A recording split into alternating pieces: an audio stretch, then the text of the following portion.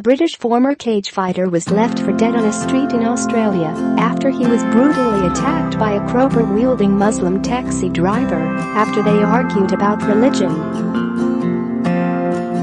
Ewan Fraser, 30, from Dundee, Scotland, said the cabbie beat him unconscious on his doorstep, leaving him with PTSD and a bleed on the brain. The atheist claims the attack happened after he got out of the car in Melbourne after what he thought was a harmless discussion about the deaths and wars caused by religion.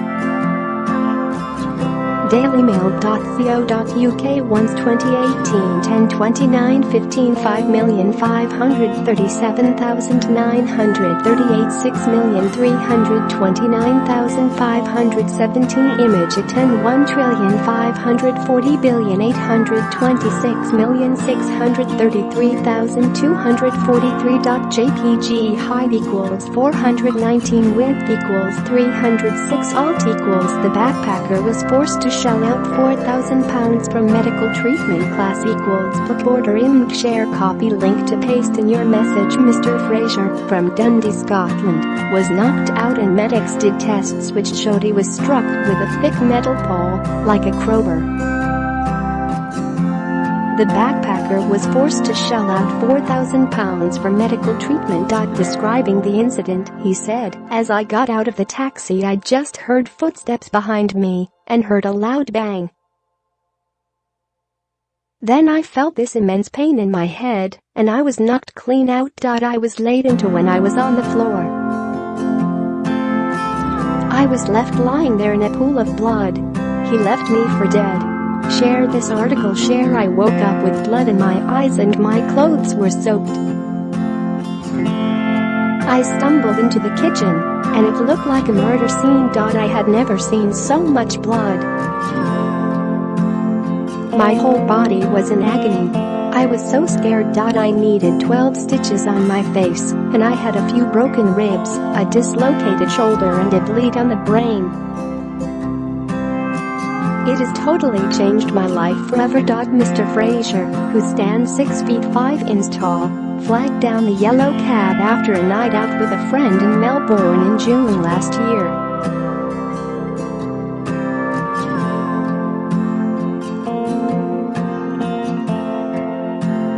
JPG height equals 468 width equals 306 alt equals class equals book border img share copy link to paste in your message. The tourist recalled how he and the taxi driver spoke at length about the driver's Muslim background and he became visibly annoyed when he said he was an atheist. Mr. Fraser, who was working on a farm at the time, argued that religion had played a part in causing deaths and wars throughout history. The architecture student said he didn't like it at all when I started expressing my views. He started to preach his religion on me. I argued that science was responsible for evolution rather than religion, which he didn't like either. I tried to change the conversation, but he kept going on about it. I could see he was getting wound up. He got out the car expecting the cabbie to drive off when he was smashed over the head and beaten to a pulp. When he woke up, he recalls having pain all over his body and believes his assailant battered him as he laid unresponsive on the pavement. He stumbled into his home before collapsing on the kitchen floor. Mr. Fraser sustained bruised ribs, a battered shoulder, multiple cuts to his face and a bleed on the brain during the sickening attack. He called an Uber to Sunshine Hospital in Melbourne, where he stayed for around a week and was forced to borrow money from friends to pay for a £4,000 medical bill. He was treated on a specialist mental health ward after he started experiencing suicidal thoughts. Mr. Fraser has been reimbursed for his medical bills and awarded £2,500 in injury compensation by the Australian government following the attack.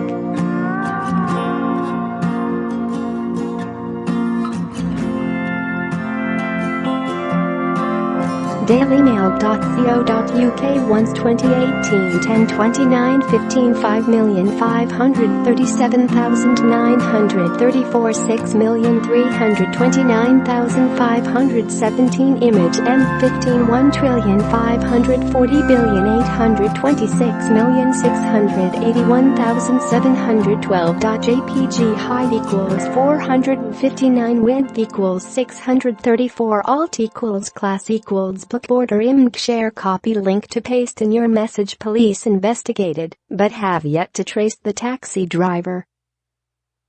Mr. Fraser travelled home to his family in the UK a few weeks after the attack and has only just felt able to speak out. The Briton, who lives with girlfriend Sharon McRae, 34, said he's been left mentally scarred, now suffers with PTSD and often has nightmares. "It has left me in a terrible place and has totally changed my life," he said. "I used to be a really confident person, but since the attack I have terrible nightmares. It has seriously affected my mental health. Whenever I think about it I get upset. It was just absolutely shocking. I just can't believe that someone would do that to me. I'm a big guy, 6 feet 5 inches tall and 20 stone, and I never thought anyone would be capable of that. I'll be stuck with PTSD for life. I wake up screaming and shouting in the night quite a lot.